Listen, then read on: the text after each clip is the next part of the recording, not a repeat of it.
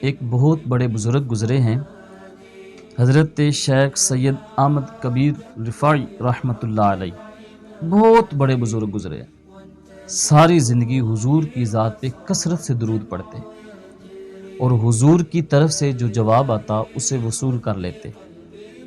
اللہ جل شانہ نے توفیق دی، پھر دیار نور پہ حاضر ہوئے۔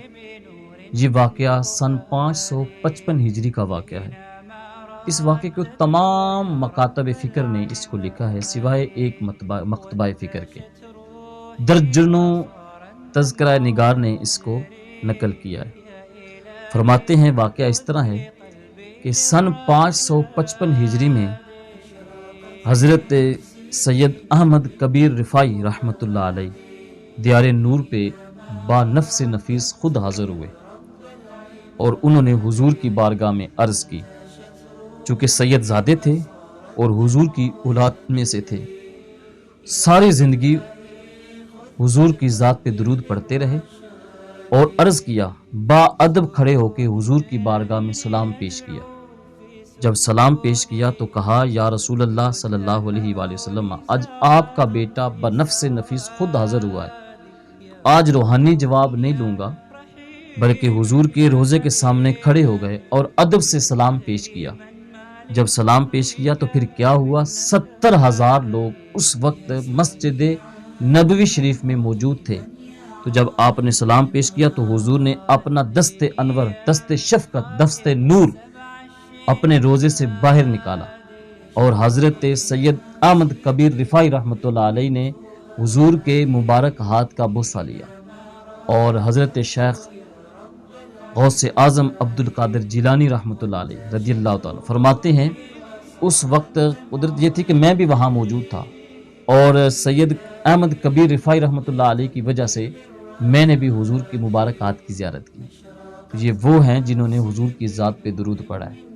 آپ نے اکثر یہ سنا ہوگا کہ درود پڑھنے سے ثواب ملتا ہے اور درود پڑھنے سے ثواب ملتا ہے اور سلام پڑھنے سے جواب ملتا ہے۔ یہ درود شریف ایک ایسا عمل ہے، یہ درود شریف ایک ایسا وظیفہ ہے، یہ درود شریف جب بندہ پڑھتا ہے تو اس کی طبیعت میں ایک نکھار آ جاتا ہے۔ جب بندہ درود شریف پڑھتا ہے تو اس کی طبیعت میں ایک شگفتگی آ جاتی ہے۔ جب بندہ درود شریف پڑھتا ہے تو اس سے اللہ راضی ہوتا ہے، بلکہ اللہ نہیں، اللہ کا محبوب بھی راضی ہو جاتا ہے۔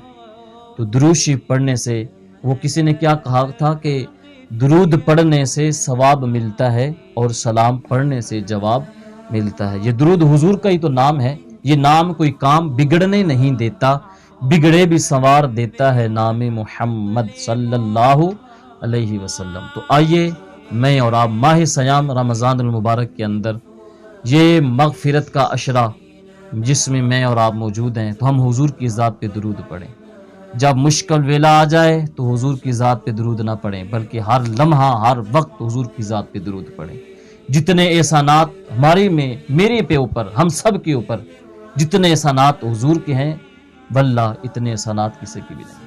ہمارے جسم پہ اتنے بال نہیں ہیں جتنے حضور کے احسانات ہیں، تو ہم کیوں نہ اس کا حق شکر ادا کریں۔ حضور نے ہمیں کیا نہیں دیا؟ میرے حضور نکیلے پتھروں پہ سر رکھ کے اس امت کے لیے دعا نہیں کرتے رہے؟ میرے حضور پیدا ہوئے تو کہا، ربی حب لی امتی۔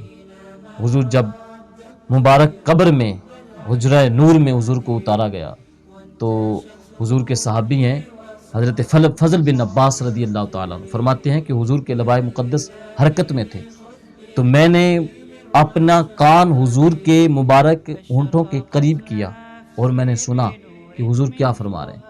فرماتے ہیں جب میں نے اپنا کان مبارک ہونٹوں کے قریب کیا تو حضور یہی فرما رہے تھے، ربی حب لی امتی، یا اللہ میری امت کا فیصلہ میرے ہاتھ میں کر دے، یا اللہ میری امت کی مغفرت فرما۔ آج امت اپنے نبی کے ساتھ کیا کر رہی ہے؟ میرے حضور نے فرمایا، جعلت قرۃ عینی فی الصلاۃ، نماز میری آنکھوں کی ٹھنڈک ہے۔ کیا ہم نے نماز پڑھی؟ ہم نے تو کبھی حضور کی ذات پہ درود پڑھنے کی بھی کبھی توفیق نہیں ہوئی۔ اذان ہوئی، اذان ہو رہی ہے، بس اذان کا جواب بھی کبھی نہیں دیا۔ اذان کے بعد مانگنے والی دعا ہمیں وہ بھی توفیق نہیں ہوئی۔ رمضان شریف کا مہینہ آیا، ہم 5 وقت کے نمازی بن گئے، اور جو ہی رمضان کا مہینہ ختم ہوا وہی عیش و عشرت کی زندگی، وہی اپنے پرانے معاملات پہ آ گئے۔ نہ صاحب رمضان کا مہینہ آیا، یہ ہمیں پیغام دیتا ہے، یہ ہمیں میسج دیتا ہے کہ ماہ رمضان یہ رحمت کا، یہ برکت کا، یہ بخشش کا یہ مہینہ ہے، اس میں رب کے حضور جھک جاؤ، اپنے آپ کو جھکاؤ، اپنے آپ کو اس کی دہلیز پہ لے آؤ۔ ساری زندگی انسان زندہ نہیں رہتا، ایک نہ ایک دن آتا ہے اس نے یہاں سے پلٹ کے آگے جانا ہے۔ تو جب یہاں سے پلٹ کر کے آگے جانا ہے تو اس کے لیے ہمیں کچھ کرنا ہے، اس کے لیے ہمیں کچھ کمانا ہے۔ قبر میں جانا ہے، وہاں گپ اندھیرا قبر ہے۔ آپ نے دیکھا ہوگا جب قبر کھودنے والا قبر کھودتا ہے اور لوگ میت کو اندر رکھتے ہیں تو اوپر پڑیاں ڈال دی جاتی ہیں، اور پڑیاں ڈالنے کے بعد وہ کہتے ہیں گارا بنائیں یا مصلی کوئی لے آئیں، تو اس کے ساتھ وہ سوراخ بھی بند کر دیتے ہیں۔ سوراخ بند کرنے کے بعد پھر اپنے ہی اس قبر پہ مٹی ڈالتے ہیں، اور کوئی ہاتھوں سے مٹی ڈالتا ہے، کوئی بیلچے سے ڈالتا ہے، کوئی کسی سے ڈالتا ہے، اپنے ہی لوگ مٹی منو ٹنو مٹی ڈال کے واپس آ جاتے ہیں، اور قبر میں گپ اندھیرا ہو جاتا ہے۔